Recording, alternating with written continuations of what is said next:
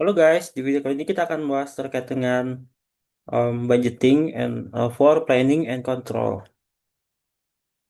Jadi, oke, sebentar. Oke, nah di sini ada dikatakan budget ini bisa digunakan sebagai kontrol. Di mana maksudnya apa? Kontrol di sini lebih kepada proses untuk mengatur standar perusahaan itu seperti apa. Terus nanti ada feedbacknya dan juga nanti terutama feedback terkait dengan kinerja aktual. Nah, di sini beberapa tujuan dari budgeting itu memang um, membantu manajer untuk nyusun plan ya. Kalau budgeting kan nanti um, macam-macam ya. Ada nanti terkait dengan sales, terkait dengan production, terkait dengan cash budgeting dan sebagainya. Nah, kemudian informasi budgeting juga bisa dipakai untuk pengambilan keputusan ya. Jadi, misalkan kita sudah tahu nih ada aktual kita segini ya, terus target kita segini. Nah, ternyata aktual kita under target, kita bisa langsung mengambil tindakan atau pengambilan keputusan manajemen. Kemudian yang ketiga, ya ini juga bisa digunakan untuk apa ya sebagai sumber daya di mana nanti dia jadi suatu bisa apa ya bisa dijadikan suatu standar ya untuk nanti mengevaluasi kinerja. Kemudian bisa meningkatkan komunikasi dan koordinasi. Secara garis besar ya, untuk ketika memulai budgeting itu kita harus tahu dulu strategi perusahaan itu apa. Ya, jadi ketika strategi kita akan mikir budgetnya ada nggak gitu. Nah, strategi ini kan nanti akan dipecah ya, mana yang jangka pendek, mana yang jangka panjang. Ya, kita breakdown dulu, baru nanti masuk ke budgeting, ke budget, nanti baru langsung ke detail, detail apa sih yang ada di budgeting, yang harus di budgeting itu apa aja. Nah, kita mulai dari yang pertama, em, di sini,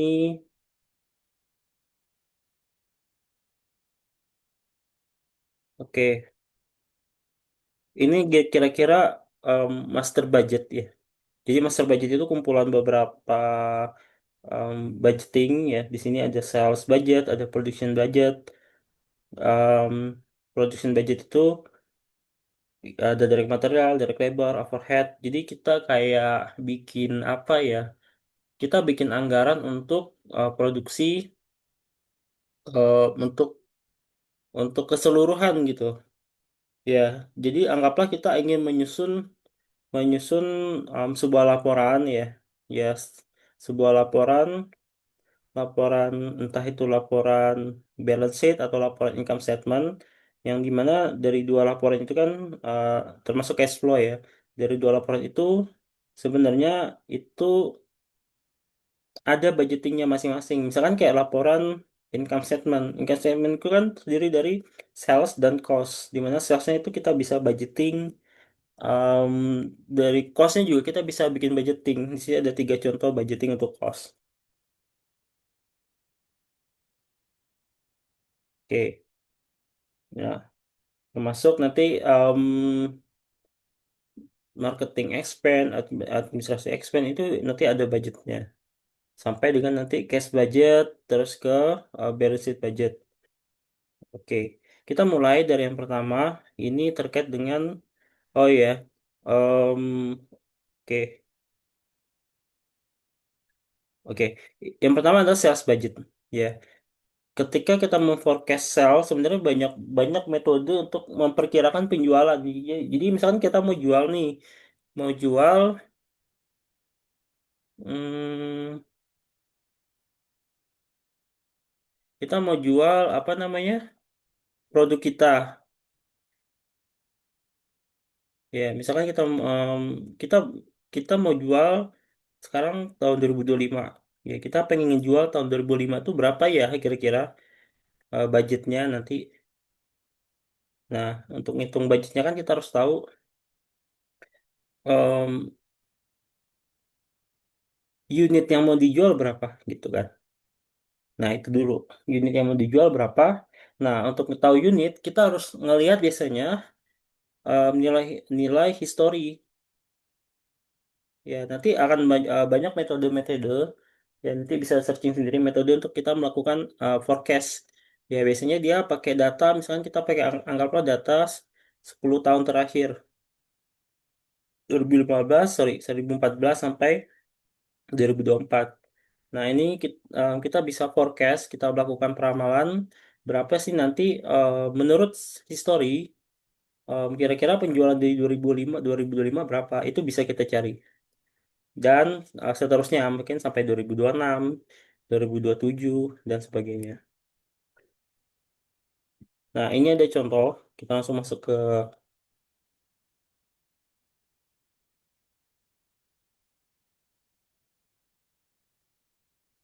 hmm, sales budget. Nah, sales budget ini ya jadi perusahaan yang pasti mereka sudah ngitung nih, ngitung. Kalau ini contohnya pakai quarter ya. Jadi dia sudah ada data-data sebelumnya, dia sudah hitung. Oh, kira-kira nanti di quarter satu, terus quarter 2 sampai dengan quarter 3 dan 4 ini sudah ketahuan berapa sih unit yang mau dijual. Ya, tinggal nanti kita lihat harga price-nya. Price-nya juga mungkin nanti by estimasi ya. Jadi kira-kira kita mau jual di kuartal pertama berapa ya? Nah, kuartal pertama price-nya berapa gitu. Nanti tergantung price-nya berapa. Kalau di sini dia 0,70 terus 0,70, 0,80, 0,80. Jadi ini sebenarnya by judgment aja. Ya, jadi masing-masing orang akan berbeda mungkin untuk menilai ini. Ya, kalau sudah ketemu, kita sudah bisa menghitung sales budget. Ya, jadi sales budget itu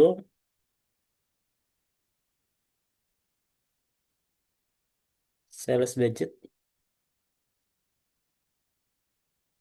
unit langsung aja unit dikali dengan unit selling price. Nah,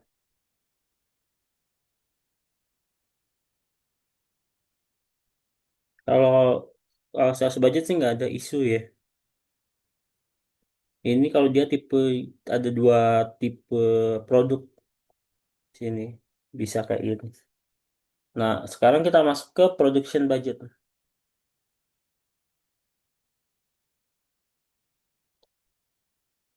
Tadi kan kita sudah dapat ya bahwa em, di kuartal satu tadi ada informasi yang kedua masuk kedua adalah production budget.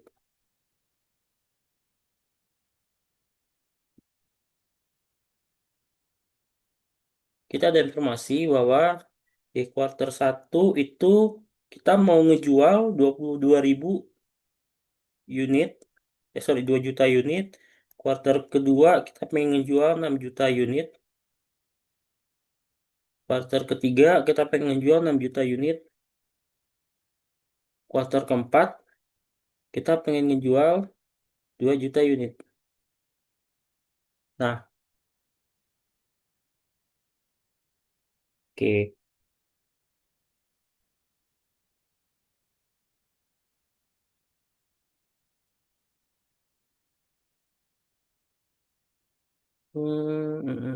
Ini ada informasi tambahan nggak?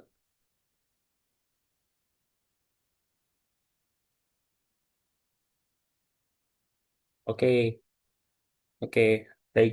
Nah, di sini kan ada, ini kan yang mau kita otomatis ketika kita mau jual 2 juta, 6 juta, 6 juta, 2 juta ini adalah yang akan kita produksi kan.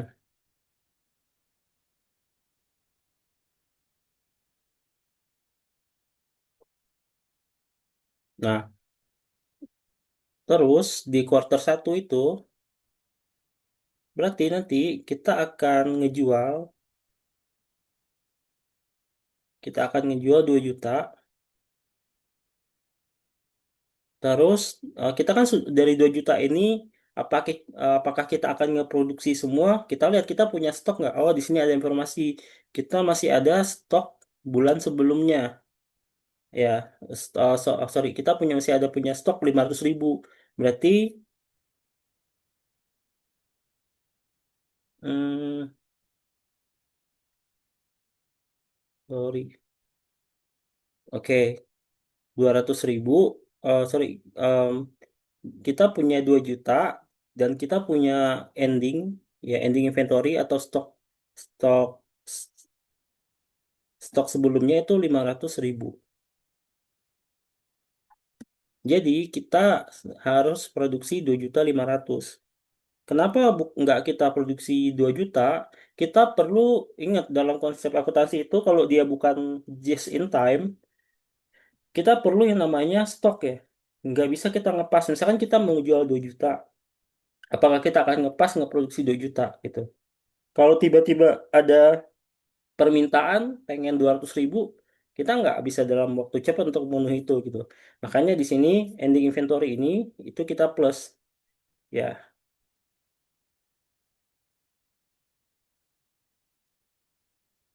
2.500.000 itu yang akan kita total kebutuhan.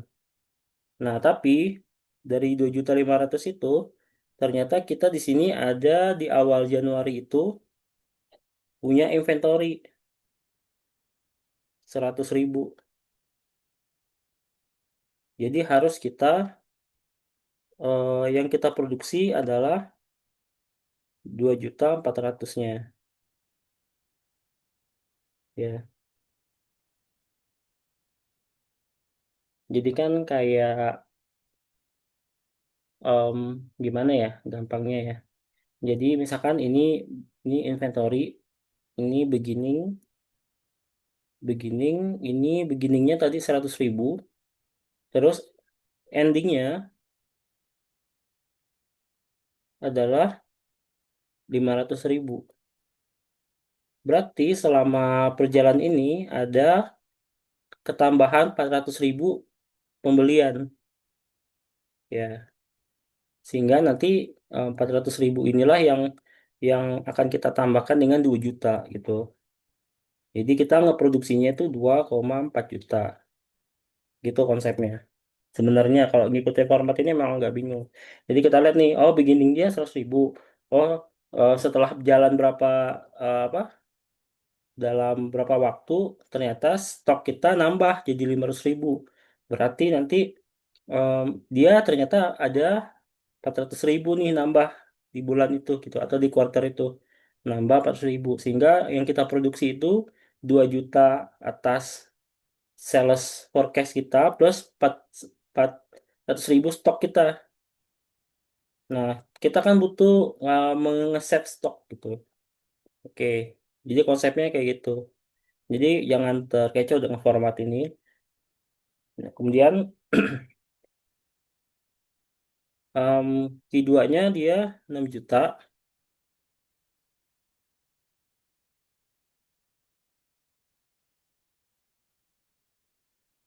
Hmm, Ending inventory-nya masih sama di soal 500.000. Jadi ketemu 6.500.000.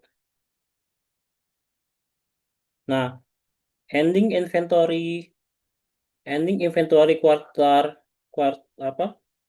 Kuartal satu itu sama dengan beginning inventory kuartal 2 ya konsepnya.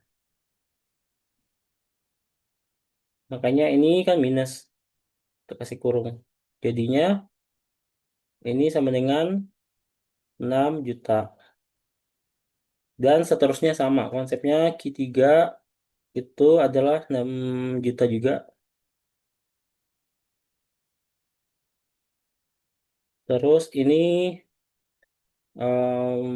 endingnya 100.000. Jadinya 6.100.000.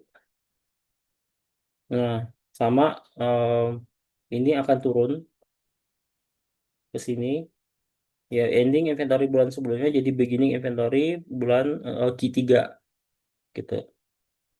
Ini pasti 500.000 kita minuskan, jadinya adalah 5.600.000. Terus kalau di Q4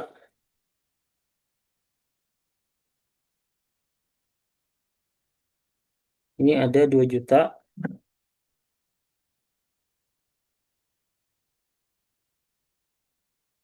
Terus ini ada ending inventory-nya di soal itu 100.000.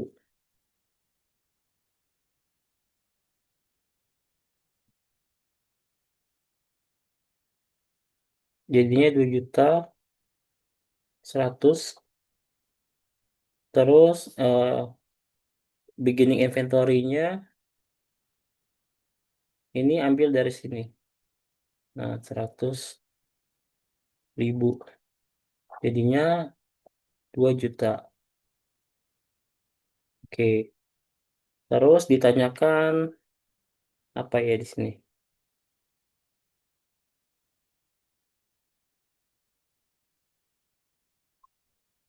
Hmm, nggak ada sih, kurang lebih gitu ya. Jadi nanti kita akan ngeproduksi 2.400.000, 6 juta, 5.600.000 sampai 2 juta. Ya, ini yang nanti akan kita produksi. Ingat ya, kenapa ending inventory-nya ini kita perhitungkan? Kenapa nggak kita ngepasin 2 juta aja? Secara praktiknya agak agak aneh ya. Orang pesen 2 juta, kita produksi 2 juta. Apakah kita nggak bisa nyimpan stok gitu? Ya, jadi walaupun kita jualnya 2 juta, kita harus lihat stoknya kita, itu harus kita perhitungkan sebagai bagian dari produksi. Kita harus memperhitungkan. Nah, karena di sini kan tadi beginning inventory-nya awalnya 100, terus endingnya 500, berarti ada ketambahan 400 nih di di kuartal itu. 400 inilah yang nanti akan kita tambahkan 2 juta. Jadi ini 2.400.000 itu dari 400 tambahan.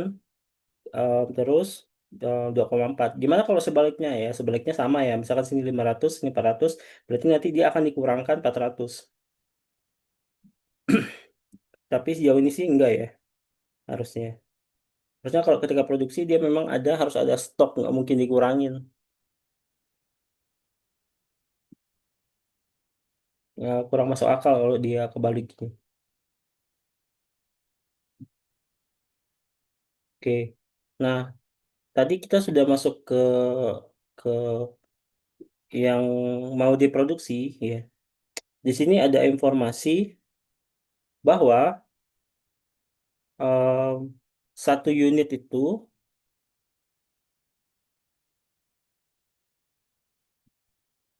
satu unit itu butuh material. Di sini ada informasi butuh 26 pons material. Ya, jadi sebenarnya satu unit itu tuh apa aja sih penyusunannya? Ya, ini salah satunya dia butuh 26 pons material. Berarti kalau kita punya 2,4 juta unit yang mau diproduksi, tinggal kita kali dengan 26 tadi. Ya, makanya di sini in,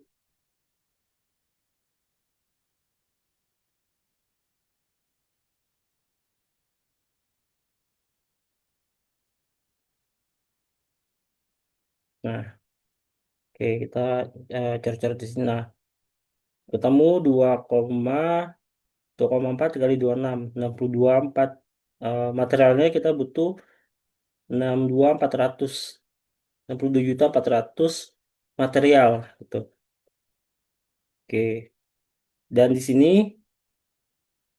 jadi kan kita tadi tadi kan konsepnya adalah 22.400.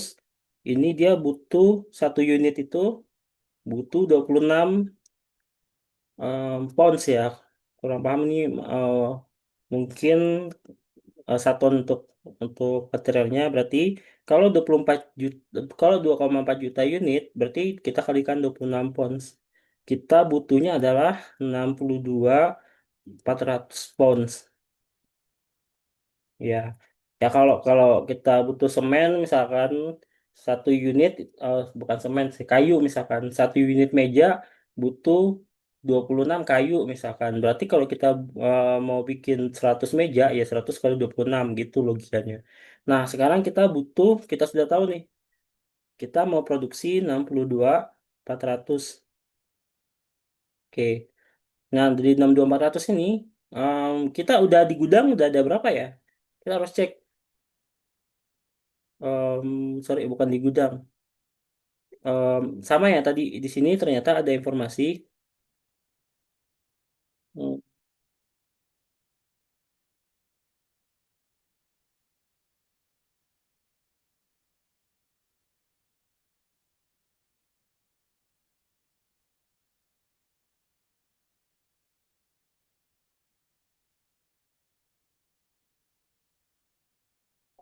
Di sini ada informasi.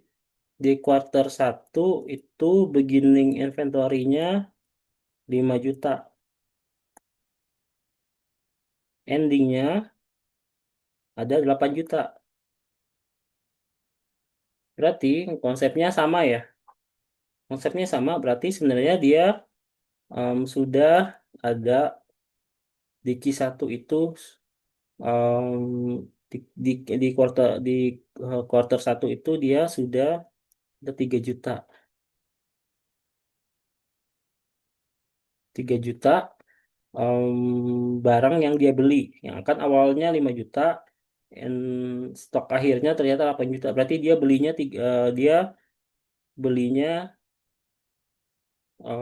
dia ada beli 3 juta di sini. Berarti total yang kita produksi, ingat ya, kalau inventory itu kan kalau kita nggak produksi nggak boleh ngepas. Jadi 62.400 ini sesuai dengan forecast, sesuai dengan perhitungan. Terus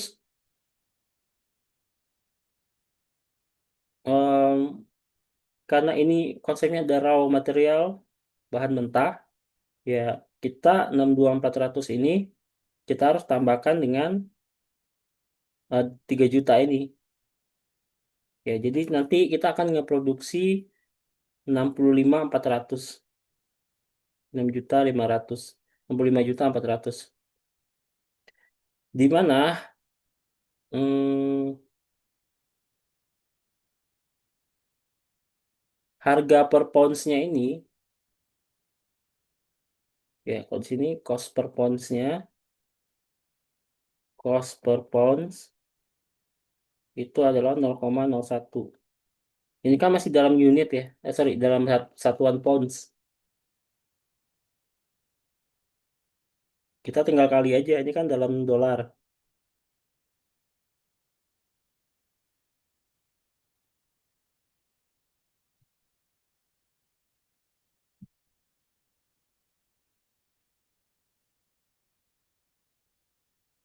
Hmm, bentar,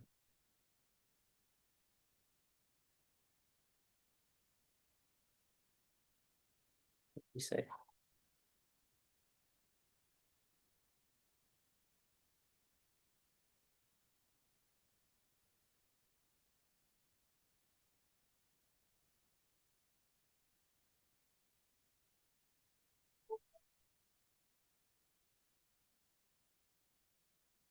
Oke.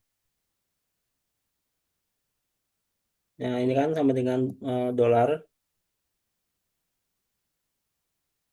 0,01. Kita tinggal kali aja.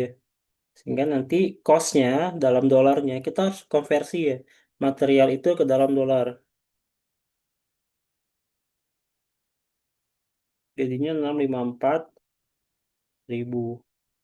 Ini tuh quarter satu. Nanti quarter 2 dan berikutnya sama konsepnya. Yang bedanya ada yang sama ya. Bahwa nanti em, quarter ending dari Q1 ini akan jadi beginning itu quarter berikutnya. Sama. Ya, 8 juta, 8 juta, 5 juta, 5 juta. Hitungannya semuanya sama.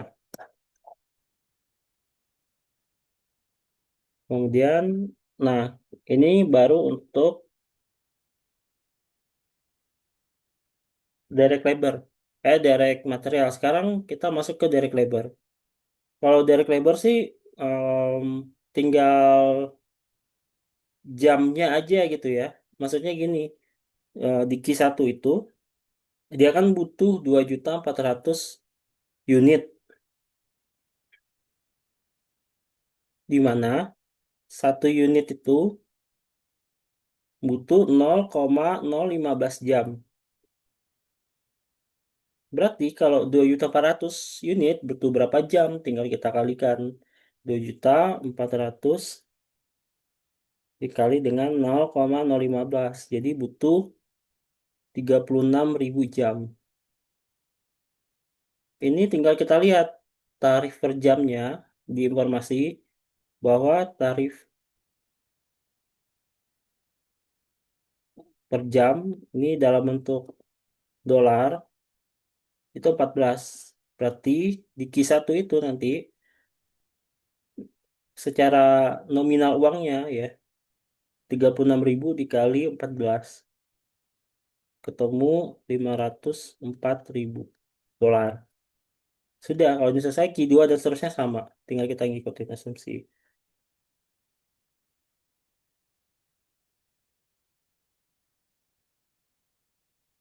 Terus kita masuk ke hmm, overhead. Nah, overhead ini kan kita sebelumnya kita pernah bahas ya. Overhead ini harus ada yang namanya predetermined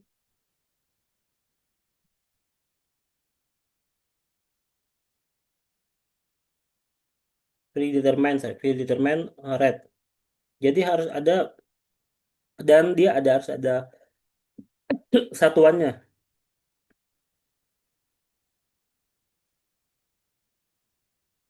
Maksudnya overhead ini nanti basicnya apa ya? Karena kan overhead ini macam-macam. Ada listrik, kita kemarin ada penyusutan, isi overhead ini. Kita nggak bisa nge-breakdown ini gitu. Makanya kita harus butuh satu standar. Kita pakai ada pendekatan di mana overhead ini kita nanti pakai pendekatan direct labor hours biasanya. Nah, karena di kuartal 1 itu direct labor hoursnya 36.000, di mana rate overheadnya di sini, nih, variable overhead ya, kita masih bicara variable overhead. Variable overheadnya itu rate-nya adalah $8, ya kita tinggal kali 368. Sehingga total variable overhead-nya adalah 288.000. Nah, di sini kebetulan fix kan ada variable apa sih ada fix. Fix overhead-nya ini dia konstan. Konstan mau berapapun produknya, mau apapun kuartalnya, dia tetap nilainya adalah 320.000. Sehingga kalau kita total di Q1 ini, total variable overhead-nya, overhead variable kan tadi terdiri dari variable sama fix. Kalau kita total nanti ini adalah 608. Ya, udah ya. Ini selesai, nanti hmm,